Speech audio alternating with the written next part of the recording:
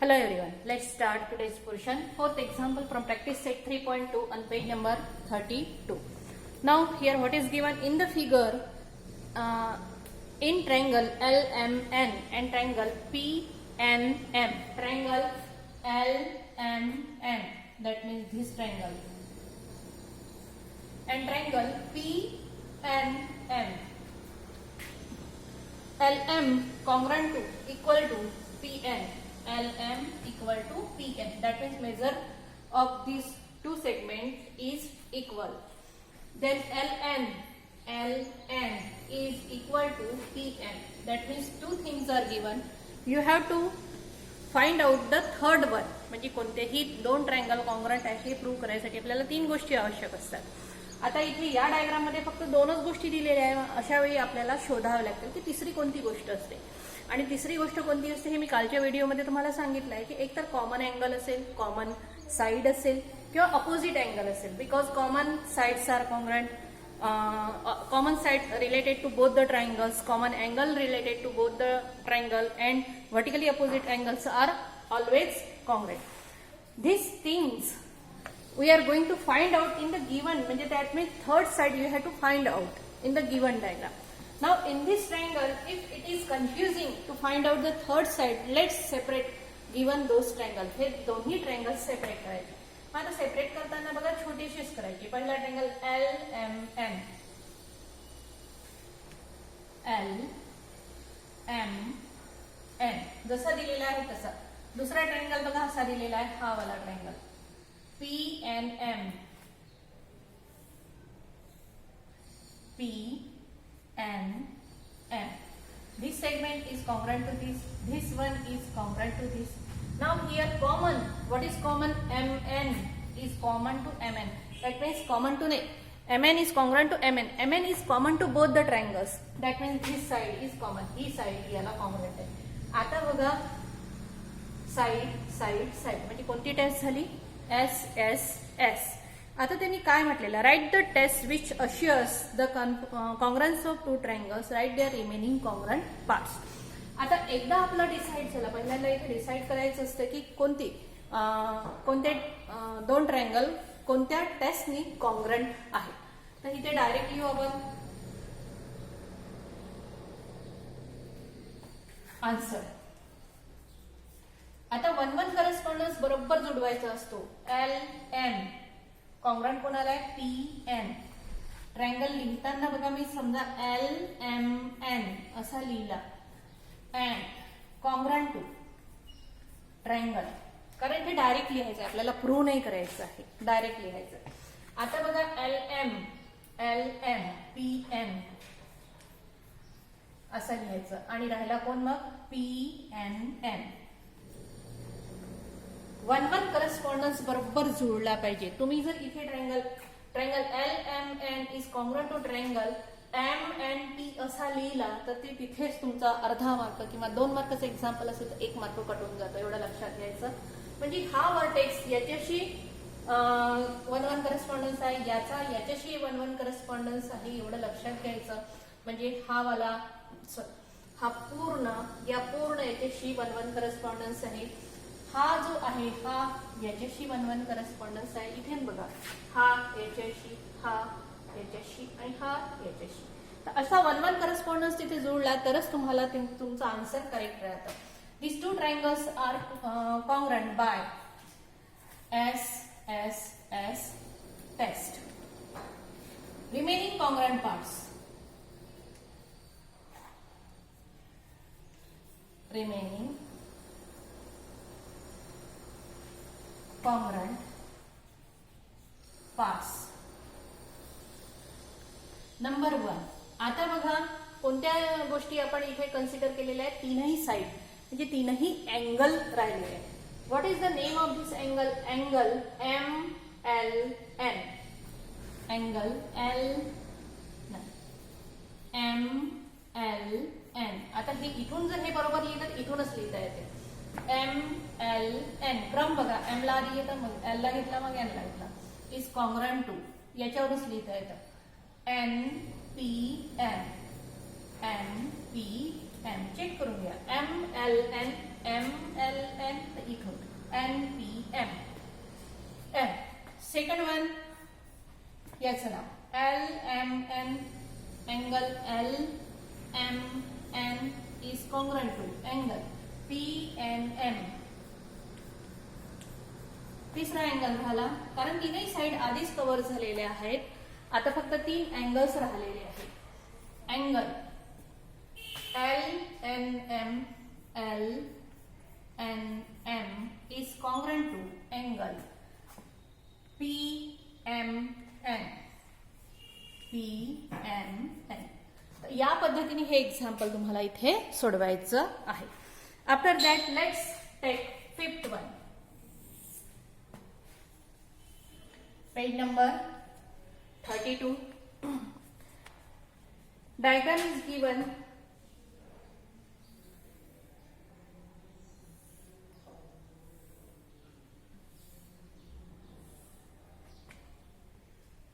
This segment is congruent to this. This segment is congruent to this. A, B, C and D. In the figure, segment AB is congruent to segment CD. AB congruent to CB. Segment AD is congruent to CD. बरोबर घेताना त्यांनी कोणत्या पद्धतीने घेतलं एवढं लक्षपूर्वक बघायचं.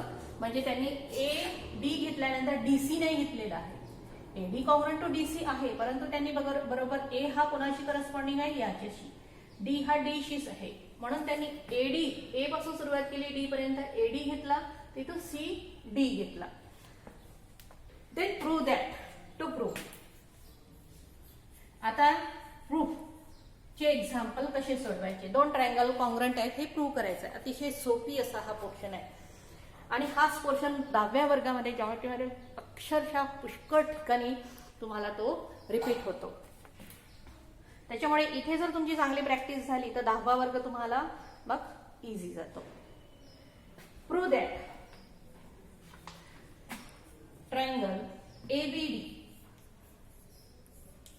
Congruent to triangle CBD. बघा यांच्यामध्ये 1-1 करस्पॉन्डन्स आहे की नाही चेक करून घ्या. ABD म्हणजे इथून सुरुवात केली तर साहजिकच आहे इथून CBD आहे 1-1 करस्पॉन्डन्स. प्रूफ घेताना 2 ट्रायंगल जे कॉन्ग्रंट आहे, जे कॉन्ग्रंट प्रूव्ह करायचे तेच घ्यायचे. Triangle in triangle ABD and इथे पुष्कळशा मुली कॉन्ग्रंट साइन होतात अँडच्या ऐवजी. आपल्याला ते प्रूव्ह करायचं आहे, त्याच्यामुळे ते कॉन्ग्रंट आहे ही सर्वात शेवटची स्टेप राहील आपल्याला. इथून आता हे 2 ट्रायंगल आपण घेतलेले आहे असा त्याचा अर्थ होतो. CBD. First of all what is given, 2 condition तिथे दिलेले आहे. Segment AB is congruent to segment CB. This is given. प्रत्येक वेळी त्याचं रिझन का बरं लिहिली ही स्टेप, कारण ते दिलेली आहे म्हणून तो आपण रिझन कसं लिहितो, ब्रॅकेटमध्ये लिहितो आणि मी बरोबर ब्रॅकेटमध्ये रिझन दिलेलं आहे. Again another condition is given. Segment AD is congruent to segment CD. This one is also given. And third one you have to find. आता ह्या दोन रूम आहे, यांच्यामध्ये कोणती तरी गोष्ट कॉमन आहे. कोण कॉमन आहे? BD. BD is common to both the triangle, that means segment BD is congruent to segment BD. This is common side.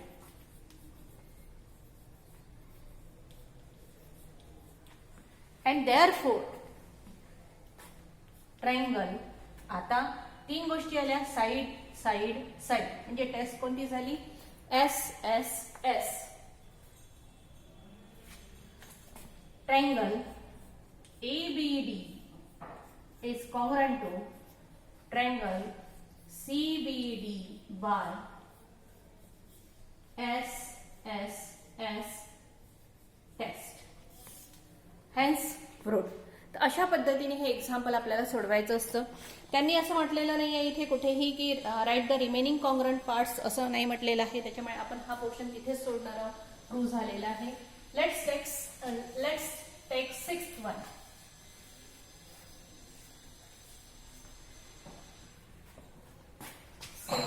example on page number 33.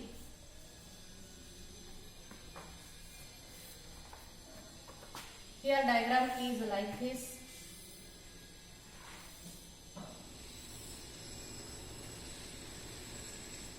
Q, S, T, P and R.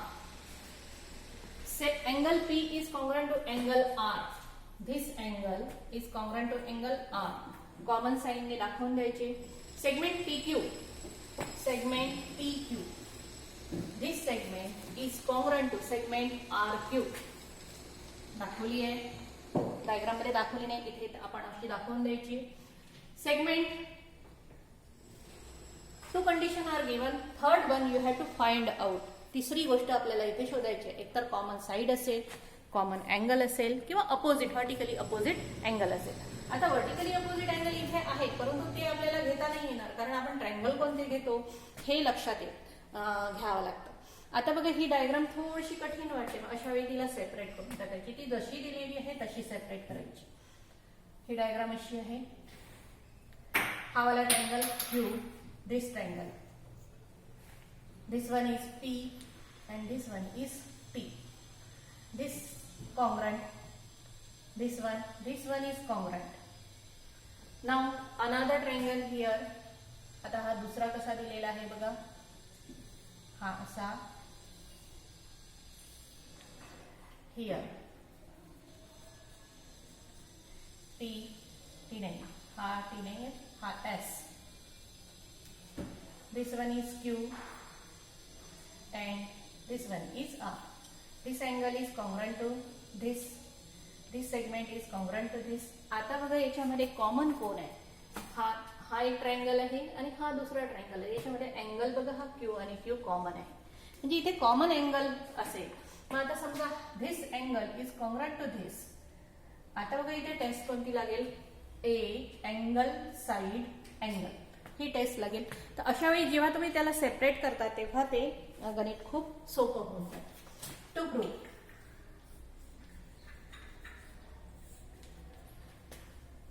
Triangle PQT is congruent to triangle RQS.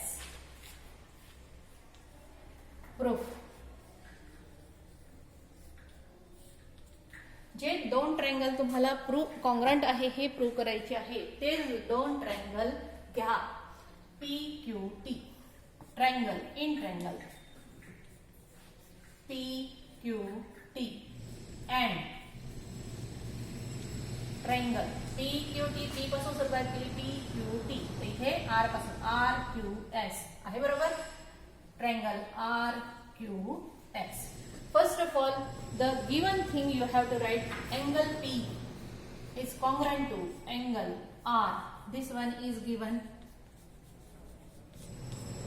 Segment, which segment? PQ. हे PQ तर RQ. PQ तर RQ. Segment PQ is congruent to segment RQ. This one is also given. And third one is the angle which is common, PQT. Angle PQT is congruent to angle P पासून सुरुवात केली इथे RQS. RQS common angle. Reason आवश्यक आहे. And therefore, if such condition is there, therefore triangle. Which triangle PQT